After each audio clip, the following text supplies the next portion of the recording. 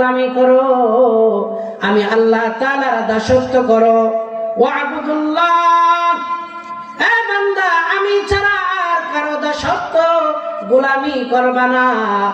আর সাথে সাথে গোলামির পরে আল্লাহ পাক জানাই দিলেন, বান্দারে আমি আল্লাহর গোলামি করবি, আমি আল্লাহ তাআলার কাছেই চাইবি, আমি আল্লাহর কাছেই সেজদা দিবি, দাসত্ব করবি। সাথে সাথে মনে রেখো ওয়ালা তুশরিকু বিহি শাইআ, আমি আল্লাহর গোলামি যেমন করব, আমি ছাড়া আর কারো গোলামি করবা না, তেমনি ভাবে আমি আল্লাহ তাআলার সাথে কাউকেই শরীক স্থাপন করবা না।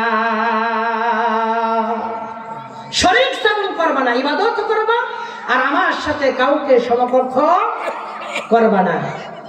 প্রিয় ভাইরা আমার, লক্ষ্য করুন, এই আয়াতে কারিমায় যেমন বললেন, সূরা বনী ইসরাঈলে আল্লাহ তাআলা আবার বললেন, ওয়াকাদা রাব্বুকা আল্লা তা'বুদু ইল্লা ইয়্যা। আমার ভাইরা, আল্লাহ রাব্বুল আলামিন এই আয়াতে কারিমায় জানিয়ে দিলেন, বান্দারে ওয়াকাদা রাব্বুকা, তোমার রব, তোমার প্রতিপালক নির্দিষ্ট করে দিয়েছেন, ফয়সালা করে দিয়েছেন, লিখে দিয়েছেন, আল্লাহ তা'বুদু ইল্লা ইয়্যা। তোমার রবের ফয়সালা হচ্ছে, তোমার রব বলে দিয়েছেন, তারে ছাড়া আর কারো গোলামি করবা না, তিনি ছাড়া আর কারো দাসত্ব করবা না, একমাত্র গোলামি করবা, দাসত্ব করবা, আনুগত্য করবা, তিনি হচ্ছেন আল্লাহ। জোরে বলুন তিনি কে? আর জবান ছেড়ে দিয়ে বলুন তিনি কে? আল্লাহ। আল্লাহ তাআলার গোলামি করতে হবে, আল্লাহ তাআলার দাসত্ব করতে হবে, যেমন তেমনি ভাবে আল্লাহ ছাড়া আর কারো শিরিক করা যাবে না, আল্লাহর সাথে অংশীদার করা যাবে না। প্রিয় ভাইরা আমার, আল্লাহ রাব্বুল আলামিন আপনাকে আমাকে বানালেন, লক্ষ্য উদ্দেশ্য হচ্ছে আল্লাহর দাসত্ব করা, গোলামি করা। আর আল্লাহ পাক কেন গোলামি করবেন, কেন দাসত্ব করবেন? আল্লাহ পাক মানুষকে এত মহব্বত করে বানালেন, এত সুন্দর করে অবয়ব দিয়ে বানালেন। আল্লাহ চান আমার বান্দা শুধুমাত্র আমার গোলামি করবে, অন্য কারো গোলামি চলবে না। আল্লাহ রাব্বুল আলামিন বললেন, লাকাদ খালাকনাল ইনসানা ফি আহসানি তাকওয়িম। আল্লাহ রাব্বুল আলামিন মানুষকে অত্যন্ত সুন্দর অবয়ব দিয়ে, গঠনাকৃতি দিয়ে ভালোবেসে মহব্বত করে তৈরি করলেন। মানুষকে আল্লাহ দুর্বল করে তৈরি করেছেন। আল্লাহ রাব্বুল আলামিন কুরআনে হাকিমে জানালেন, খুলিকাল ইনসানু দাঈফা, আমি মানুষকে অত্যন্ত দুর্বল করে সৃষ্টি করেছি। এই দুর্বলতম মানুষ এত মর্যাদাশীল, এত আল্লাহ তাআলার কাছে দামি, এই দুর্বল মানুষগুলো আল্লাহ পাক বললেন এই মানুষগুলো আমার কাছে অনেক বেশি দামি। যত সৃষ্টি জগৎ রয়েছে, সব সৃষ্টি জগতের মধ্যে এই দুর্বল মানুষগুলোকে আল্লাহ সম্মানিত করেছেন, আশরাফুল মাখলুকাত হিসেবে ঘোষণা করেছেন। এই মানুষগুলোর মধ্যে সবচাইতে ওই ব্যক্তি সম্মানিত, ইন্না আকরামাকুম ইনদাল্লাহি আতকাকুম, যেই ব্যক্তির হৃদয়ে তাকওয়া আছে, অন্তরে ভয় আছে, আল্লাহকে ভালোবাসে, মুহাব্বত করে, আল্লাহ তাআলার কাছে ওই ব্যক্তির মর্যাদা ততখানি বেশি। যে যত বেশি আল্লাহকে ভয় করে, আল্লাহ তাআলাকে আনুগত্য করে, আল্লাহ তাআলার হুকুম আহকাম মেনে চলে, ওই ব্যক্তিকে আল্লাহ তাআলাও তত বেশি ভালোবাসেন। চিৎকার করে বলুন সুবহানাল্লাহ। আমার ভাইরা, এবার চলে আসুন, আমার আলোচ্য বিষয় হচ্ছে শিরক। শিরক কি? আল্লাহ তাআলা এক, কুল হুয়াল্লাহু আহাদ, আল্লাহ এক, অদ্বিতীয়, তার কোনো শরীক নাই, তার কোনো বংশ নাই, তার কোনো বাচ্চা নাই, তার কোনো অংশীদার নাই, তিনি এক অদ্বিতীয়, তার সমকক্ষ কেউ নাই।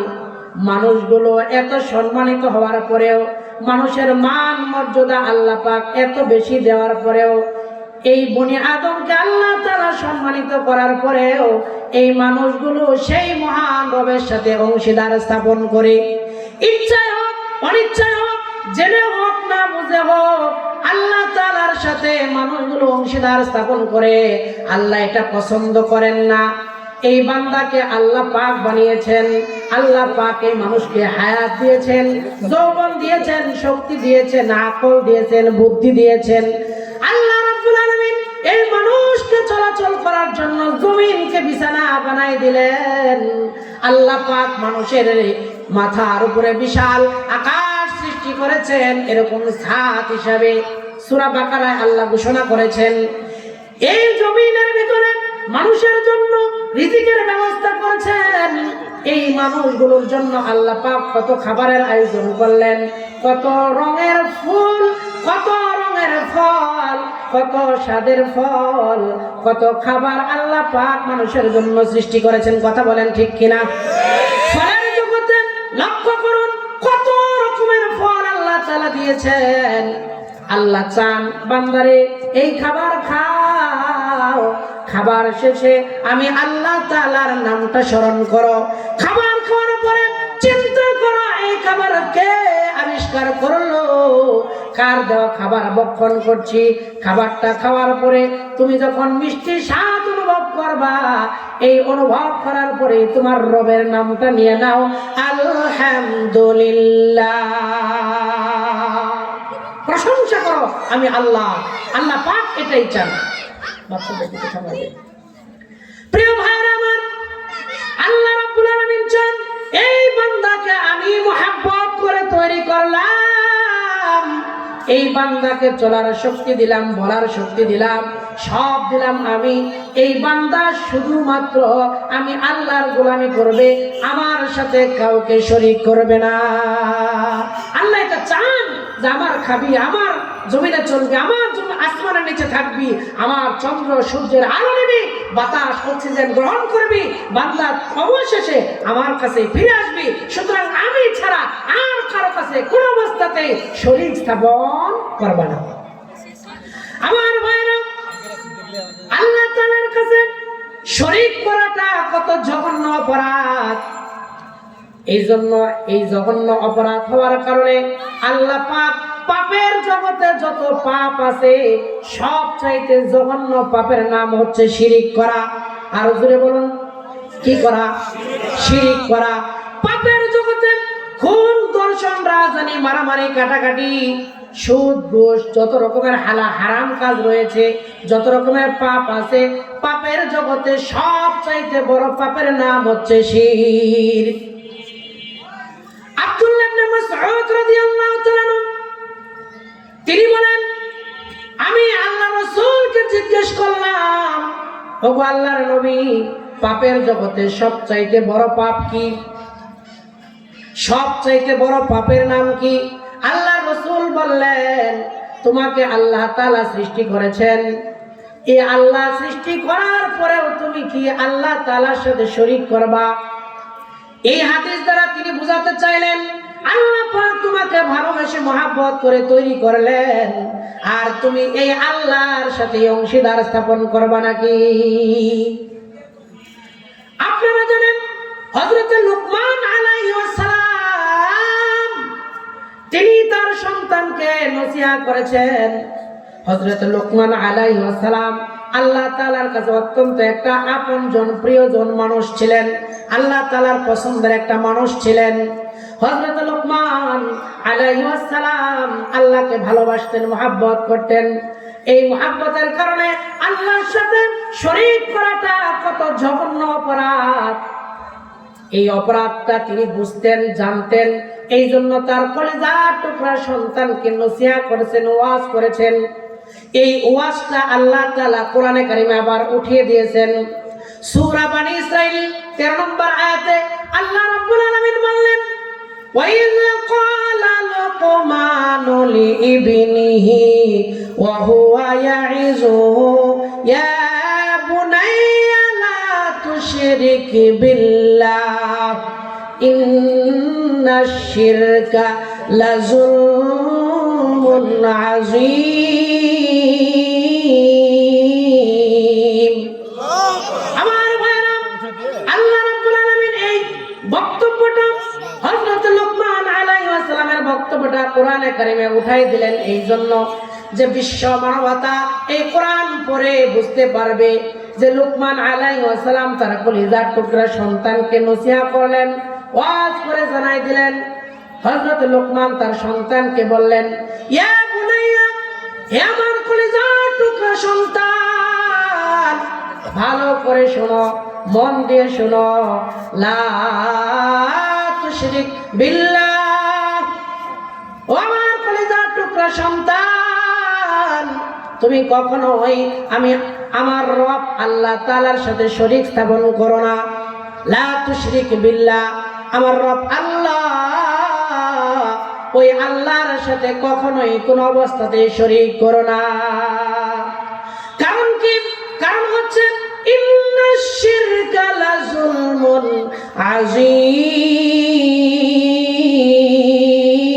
আযীম। আল্লাহ রাব্বুল আলামিন এই বক্তব্য উঠাই দিলেন, ইন্নাশ শিরকা লাযুলমুন আযীম, নিশ্চয় শিরিক করাটা আল্লাহ তাআলার কাছে অত্যন্ত বড় একটা পাপ, মারাত্মক একটা জঘন্য অপরাধ। সুতরাং আল্লাহর সাথে কোন অবস্থাতেই শরীক করো না। আমার ভাইরা, আল্লাহর নবী জনাবে মুহাম্মদুর রাসূলুল্লাহ সাল্লাল্লাহু আলাইহি ওয়াসাল্লাম, সবাই পড়ুন সাল্লাল্লাহু আলাইহি ওয়াসাল্লাম। হযরত মুআয ইবনে জাবাল রাদিয়াল্লাহু তাআলা ভালো করে খেয়াল করেন। হযরত মুআয ইবনে জাবাল রাদিয়াল্লাহু তাআলা আল্লাহর নবীর সাথে একই বাহনে বসা ছিলেন।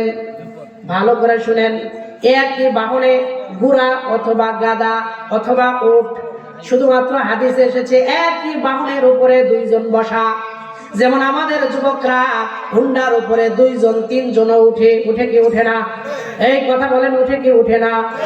যুবকরা যেমন একটা হুন্ডারের মধ্যে দুইজন তিনজন উঠে, একজন ড্রাইভ করে, আল্লাহ রাসূল সাল্লাল্লাহু আলাইহি ওয়াসাল্লাম একটা বাহনের উপরে বসা, আল্লাহ রাসূল সামনে বসা, পিছনে হযরত মুআয রাদিয়াল্লাহু তাআলা বসা, খুবই কাছাকাছি বসা। হুন্ডায় চললে যেমন মাঝখানে দুইজনের ফাঁক থাকে না? থাকে। হুন্ডায় দুইজন চললে মাঝখানে ফাঁক রাখার কোনো সুযোগ নাই, ব্রেক করলে একজন আরেকজনের উপরে জাতা দিয়ে পড়ে যায়, ঠিক কিনা? এমন একই বাহনের উপরে আল্লাহর নবী এবং মুআয রাদিয়াল্লাহু তাআলা বসা, খুব কাছাকাছি বসা। এরপরে আল্লাহর নবী জনাবে মুহাম্মদুর রাসূলুল্লাহ সাল্লাল্লাহু আলাইহি ওয়াসাল্লাম হযরত মুআয রাদিয়াল্লাহু তাআলাকে লক্ষ্য করে বলছেন, মুআয। মুআয রাদিয়াল্লাহু তাআলা বললেন, লাব্বাইক ইয়া রাসূলুল্লাহ। ও রাসূল, আমি শুনতেছি, আপনি বলেন। আল্লাহ রাসূল আবার বললেন, মুআয। হযরত মুআয বললেন, লাব্বাইক ইয়া রাসূলুল্লাহ, আমি শুনতেছি, আপনি বলেন। তৃতীয়বার আবার বললেন, এর মুআয। হযরত মুআয রাদিয়াল্লাহু তাআলা বললেন, ওগো আল্লাহর নবী, আপনি কি বলতে চান? আপনি বলুন, আমি কান খাড়া করে আছি, বলুন সুবহানাল্লাহ। আল্লাহর নবী এত কাছাকাছি বসেছেন, এরপরেও তিনবার কেন ডাক দিলেন? প্রথম ডাকেই তো বলছেন আমি শুনতেছি, তিনবার ডাক দিয়েছেন। আল্লাহর নবীর একটা স্বভাব, তিনি গুরুত্বপূর্ণ কথা বা বক্তব্য দেওয়ার ক্ষেত্রে একটা বক্তব্যই তিনি তিনবার করে ডাক দিতেন, আকর্ষণ করার জন্য, মনোযোগ সৃষ্টি করার জন্য। আল্লাহর নবী তিনবার ডাক দিলেন। এরপরে মুআয বললেন, নবী গো, আমার কান আমি খাড়া করে রেখেছি, আপনি বলুন, আমি শোনার জন্য রেডি। এবার আল্লাহর নবী বললেন, ও মুআয, লা তুশরিক বিল্লাহ। এ মুআয, আমার সাথে কাউকে শরীক স্থাপন করবা না। খেয়াল করেন, 3 বার ডাক দেওয়ার পরে শেষে বক্তব্য দিলেন, মুআজ আমার আল্লাহর সাথে কাউকে শরীক স্থাপন করো না।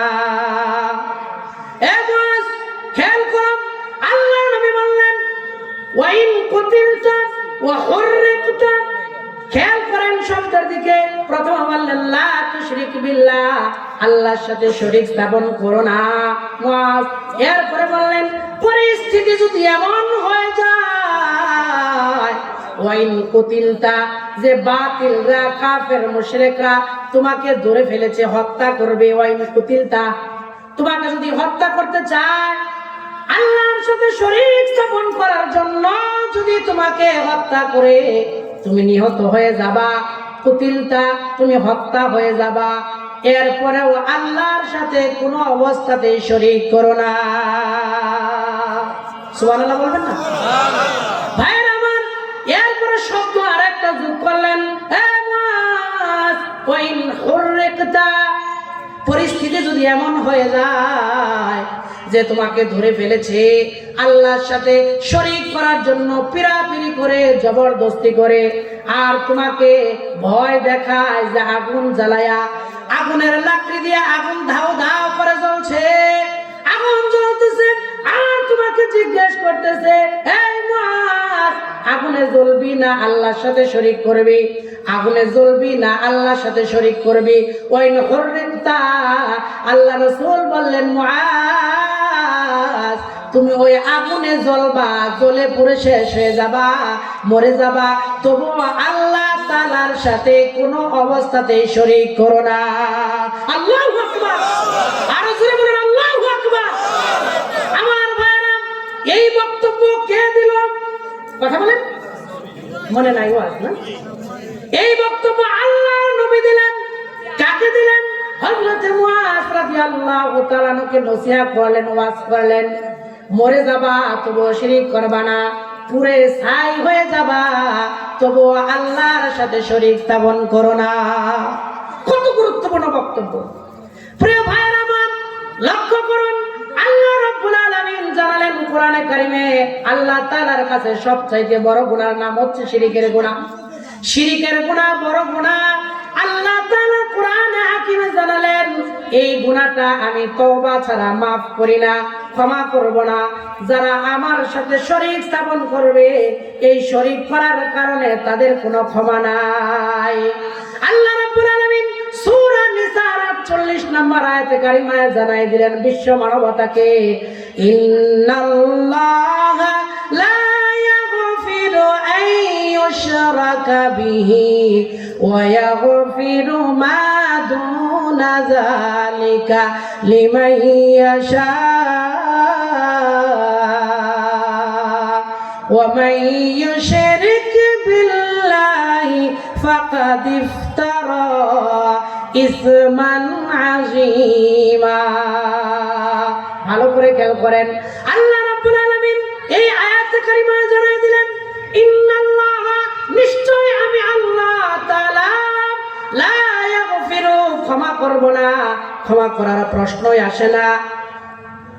লা ইয়াগফিরু আন ইউশরাকা বিহি, যেই ব্যক্তি আমি আল্লাহ তাআলার সাথে শরীক করবে। কান লাগায় শুনেন, আল্লাহ পাক বললেন, নিশ্চয় আমি আমার সাথে যারা শরীক করে, অংশীদার স্থাপন করে, এই মানুষগুলোকে তওবা না করা পর্যন্ত ক্ষমা নাই।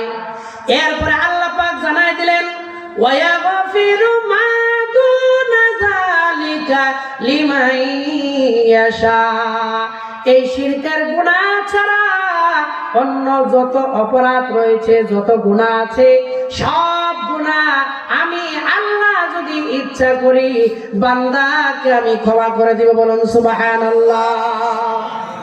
শিরকের গুনাহ ছাড়া অন্য যত অপরাধ আছে, আপনি বলুন তো, পৃথিবীতে নবী রাসূল ছাড়া এমন কোন মানুষ আছে যাদের জীবনে গুনাহ নাই? আছে? যত বড় মুহাদ্দিস, মুফাসসির, যত বড় আল্লাহর ওলি হোক না কেন, গুনাহ ছাড়া কোনো মানুষ নাই।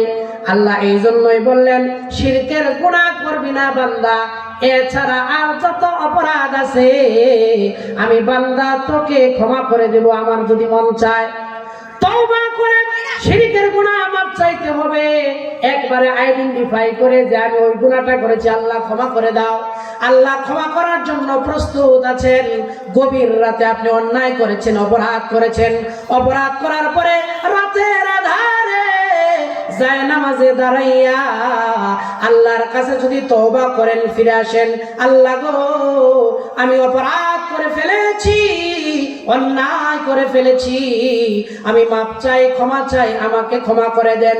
চিৎকার করে যদি কাঁদতে পারেন, চোখের পানি চোখের কোণায় গড়াইয়া গড়াইয়া আসার আগে আল্লাহ তাআলা আপনার তওবা কবুল করে ক্ষমা করে দিবে।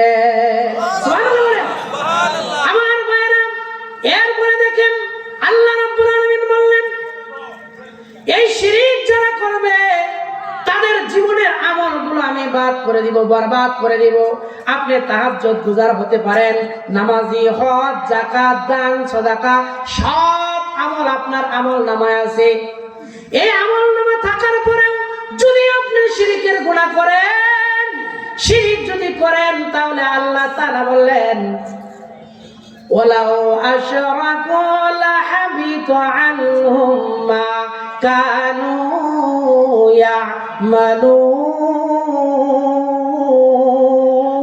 ইয়ামালুন। আল্লাহ রাব্বুল আলামিন বললেন, এ বান্দা, যদি শিরক করো, তোমরা যদি শিরক করো, তাহলে শিরক করার সাথে সাথে তোমাদের জীবনে যত ভালো কাজ আছে, যত নেক আমল আছে, সব নেক আমলগুলো আমি আল্লাহ বরবাদ করে দেব।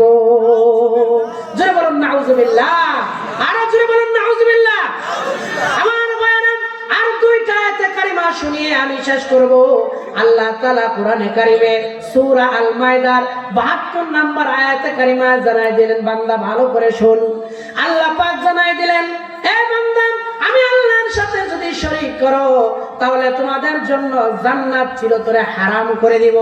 আল্লাহ পাক বলেন, ইন্নাহু মাইয়ুশরিক বিল্লাহি ফাকাদ হারামাল্লাহু আলাইহিল জান্নাতা ওয়া মাওয়াহুন নার। আল্লাহ রাব্বুল আলামিন বললেন, যে যারা আমি আল্লাহ তাআলার সাথে শরীক করবে, শরীক করার সাথে সাথে মুশরিক হয়ে যাবা, আর মুশরিক হওয়ার কারণে তোমাদের জন্য আমার জান্নাত চিরতরে হারাম করে দেব। নাউজুবিল্লাহ, আর জোরে বলুন না নাউজুবিল্লাহ। আমার ভাইরা, এই শিরকের গুনাহটা এমন একটা জঘন্য অপরাধ। আমার কাছে মনে হয় শিরকেরটা হচ্ছে এমন অপরাধ যে কম্পিউটার যারা চালান, মোবাইল যারা চালান, দেখবেন ডিলেট নামে একটা বাটন আছে, আছে কি নাই? ডিলেট নামে একটা অপশন আছে। এই অপশনে যদি আপনি চাপ দেন, চাপ দেওয়ার সাথে সাথে আপনার গ্যালারিটা ফাঁকা হয়ে যাবে, ঠিক কিনা? আমার মনে হয় এই কম্পিউটারের যুগে এই উদাহরণ দিতে বোঝাতে হয়েছে। আল্লাহ বললেন, তোমার আমল নামায় হজ আছে, যাকাত আছে, রোজা আছে, তাহাজ্জুদ আছে, দান আছে, সদকা আছে, কত নেক আমল দিয়ে তোমার আমল নামাটা ভর্তি, তোমার আমলের গ্যালারিটা ভর্তি করা আছে। তুমি যদি শিরক নামক ওই ডিলিট বাটনে চাপ দাও, অর্থাৎ যদি তুমি শিরক করো, শিরক করার সাথে সাথে যত নেক আমল আছে, সব নেক আমল গুলো বরবাদ হয়ে যাবে। নাউজুবিল্লাহি মিন যালিক। অর্থাৎ শিরক করার সাথে সাথে আপনার জীবনে যত নেক আমল আছে, সব আল্লাহ কেটে দিবেন, বাতিল করে দিবেন, আউট।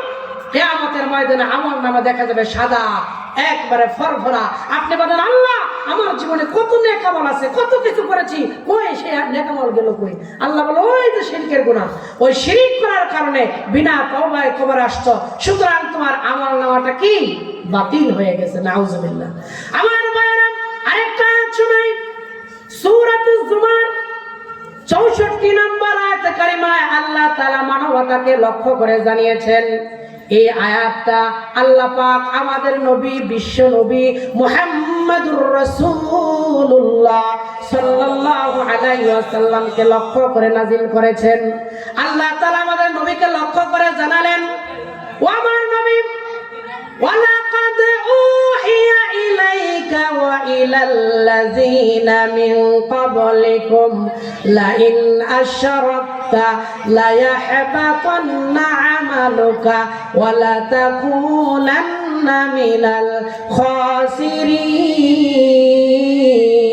الخاسرين আল্লাহ রাব্বুল আলামিন বললেন নবীকে বলতেছেন আমাদের নবী মুহাম্মদ সাল্লাল্লাহু আলাইহি ওয়াসাল্লামকে বলতেছেন আল্লাহ নবী বললেন ও বন্ধু আমার ভালো করে মন দিয়ে শোনো আল্লাহর নবী তার বন্ধু মুহাম্মদুর রাসূলুল্লাহ সাল্লাল্লাহু আলাইহি ওয়াসাল্লামকে জানাচ্ছেন বন্ধু আমার তোমাকে এই নসিহত করছি তোমার পূর্বে যত নবী রাসূল দুনিয়াতে পাঠিয়েছি সব নবী রাসূলকে আমি একই বক্তব্য দিয়েছি নবী আমার ভালো করে শোনো তোমাকেও শোনাচ্ছি তোমার পূর্বের নবীদেরকেও শুনিয়েছি একই কথা আল্লাহ বললেন ওয়ালাকাদ উহিয়া ইলাইকা ওয়া ইলাল্লাযিনা মিন ক্বাবলিকুম লাইন আশরাকতা লা ইয়াহবাতান্না আমালুকা ওয়া লা তাকুনান্না মিনাল খাসিরিন হে নবী আমার লাইন আশরাকতা যদি আপনি শিরিক করেন আমি আল্লাহর সাথে অংশীদার স্থাপন করেন আপনার জীবনের সব নেক আমলগুলো আমি আল্লাহ তাআলা ক্রস করে কেটে দেব সব বাতিল হয়ে যাবে আল্লাহ তাআলা ওয়াজ করতেছেন আমাদের নবী মুহাম্মদ সাল্লাল্লাহু আলাইহি ওয়াসাল্লামকে এটা শোনাচ্ছেন যে শিরিক করলে আমলনামা বাতিল হয়ে যাবে স্লিপ আসতেছে আরেকটা কথা বলে আমি আমার শেষ কথা উপস্থাপন করছি প্রিয় ভাইরা একটু ফিনিশিংটা দিচ্ছি আমাদের জাতির পিতার নাম কি জবানটা একটু খুলেন না জাতির পিতার নাম কি ইব্রাহিম আলাইহিস সালাম বুখারী মুসলিম শরীফের হাদিস আল্লাহর নবী জনাবে মুহাম্মদুর রাসূলুল্লাহ সাল্লাল্লাহু আলাইহি ওয়াসাল্লাম বললেন কাল কিয়ামতের ময়দানে হাশরের ময়দানে হযরতে ইব্রাহিম আলাইহিস সালাম জাতির পিতা ইব্রাহিম তার বাবার সাথে সাক্ষাৎ হয়ে যাবে বাবার নাম কি আজর গুড ইব্রাহিম আলাইহিস সালামের বাবার নাম আজর নবী বললেন হাশরের ময়দানে ইব্রাহিম আলাইহিস সালাম তার পিতা আজরের সাথে দেখা হয়ে যাবে ময়দানে হাশরে দেখা সন্তান জাতির পিতা নবীদের একজন অন্যতম নবী এই নবী হযরত ইব্রাহিম আলাইহিস সালাম বাবাকে এমন অবস্থায় দেখবেন বাবার চোখে মুখে ধুলোবালি লাগা আলকাতরার মতো চেহারাটা কালো হয়ে আছে অত্যন্ত বিষণ্ণ ভারাক্রান্ত হৃদয় নিয়ে তিনি অত্যন্ত কষ্টের মধ্যে আছেন এমন চেহারা যখন আমাদের জাতির পিতা ইব্রাহিম আলাইহিস সালাম তার পিতা আজরকে দেখবেন দেখার পরে সন্তান আর পিতা মুশরিক হলেও তো পিতার প্রতি রক্তের প্রতি একটা টান ভালোবাসা কিন্তু থাকে নরমালি মানুষ হিসাবে থাকে কি থাকে না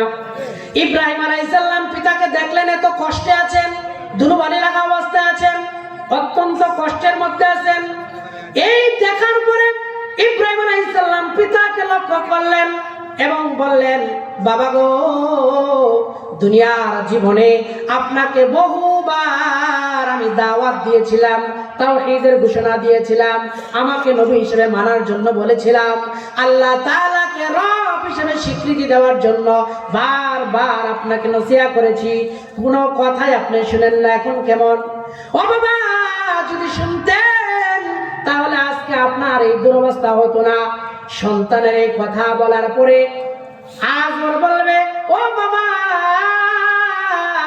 দুনিয়ায় বুঝতে পারি না ভুল করেছি বাবা আজকে হাসরের ময়দানে আমি তোমার একটা কথাও আর অমান্য করব না বাবা তুমি আমার জন্য আজকে একটা কিছু করো এই কথা বলার পরে হযরত ইব্রাহিম আলাইহিস সালাম আল্লাহ তাআলার সাথে কথা বলবেন আল্লাহকে বলবেন ও মালিক আমার ও রব আমার আপনি দুনিয়ার জীবনে আমাকে এই ওয়াদা দিয়েছিলেন হাসরের ময়দানে আমি ইব্রাহিমকে অপদস্থ লাঞ্ছিত অপমান করবেন না ও মালিক আমার আজকে এই হাসরের ময়দানে আমি ইব্রাহিমের জন্য এর চাইতে লাঞ্ছনা আর গঞ্জনা অপমান আর কি হতে পারে? আমি ইব্রাহিমের বাবা অত্যন্ত কষ্টের মধ্যে আছে, লাঞ্ছিত অপমানিত অবস্থায় আছে, এর চাইতে আমার জন্য আর কি লাঞ্ছনা হতে পারে? আল্লাহ রাব্বুল আলামিন বললেন, হাদিসে কুদসি আল্লাহ রাব্বুল আলামিন বললেন, ইব্রাহিম তুমি যতই আবেদন নিবেদন করো না কেন, আমি কাফিরদের জন্য, মুশরিকদের জন্য জান্নাত চিরতরে হারাম করে দিয়েছি। বলুন নাউজুবিল্লাহ। আজকে তোমার কথা শোনা হবে না, ইব্রাহিম আলাইহিস সালামের মন খারাপ হয়ে যাবে। মন খারাপ হয়ে যাওয়ার সাথে সাথে আল্লাহ পাক হযরতে ইব্রাহিম আলাইহিস সালামকে নির্দেশ করবেন, ইব্রাহিম তুমি তোমার পায়ের নিচের দিকে একটু তাকাও। আল্লাহ নির্দেশ দেন, ইব্রাহিম আলাইহিস সালাম নিচের দিকে তাকাবেন, পায়ের দিকে তাকাবেন। পায়ের দিকে তাকানোর সঙ্গে সঙ্গে তিনি দেখতে পাবেন চার পা বিশিষ্ট একটা জানোয়ার রক্ত মাখায় পড়ে আছে। এরপরে হাত পা বেঁধে তাকে জাহান্নামের মধ্যে নিক্ষেপ করা হয়েছে। বলুন নাউজুবিল্লাহ।